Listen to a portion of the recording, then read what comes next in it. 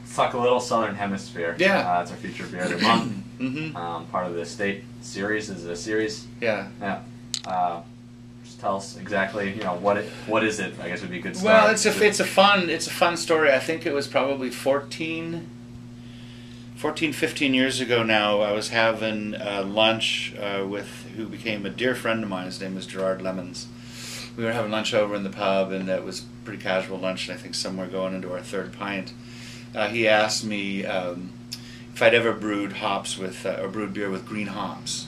And I said, well, I thought he meant whole cone hops, because all of our hops are whole cone. He said, no, wet hops, green hops, fresh picked. And I said, no, that's a pretty intriguing idea. And so I talked with him about it, and I set up very small scale at the time, and we would have hops shipped directly from Yakima down, and we did the first ever wet hopped beer in the U.S. Okay, and so that came over real well, and then we kind of thought, well, let's spin it a little bit, and we'll do a beer from the Northern Hemisphere Harvest, which is the wet hop beer, and then let's do one from the Southern Hemisphere Harvest, which happens 6 months off, going in usually March, April.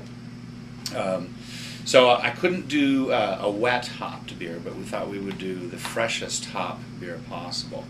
So the first year, this was the third year now that I've been at. The first year was a little bit of a logistical nightmare because I'd never arranged air freight of a raw material from New Zealand before and coordinated it with my brewing.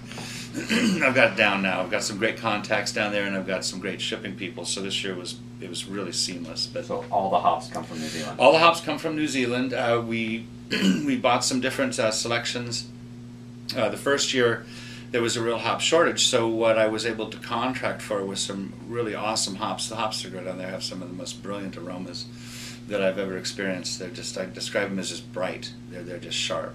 And the hops the quality is incredible because they're, for the most part, not certified organic, but they're basically grown totally unsprayed because they don't have pests that we have and mildew issues that we have in the Pacific Northwest. So the hops are just pristine and beautiful. They use sheep as an herbivore, and that's basically all they have to do down there. Wow. So I got these varieties together, and then I had to arrange, we had them picked, and then I had coordinated air shipment. So they were picked, they were loaded, shipped to from Auckland, and then flown directly to San Francisco overnight. So I generally get the hops into my hop freezer, within 24, 36 hours of being kilned. They're baled like the ones that you saw.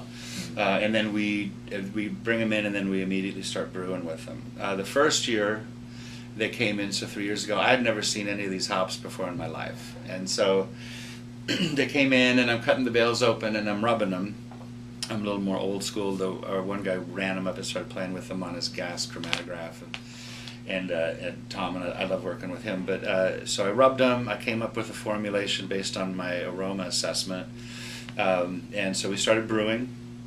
I wanted to hit basically the same beer specifications, alcohol level, color, bitterness, and everything as my North American harvest, or my Northern Hemisphere harvest. But I just wanted the difference to focus on the hops, on the hop notes, and on the aromatics. So we did the brewing, and then we do a dry hopping technique here called torpedoing. Yep. Okay, so that you saw maybe.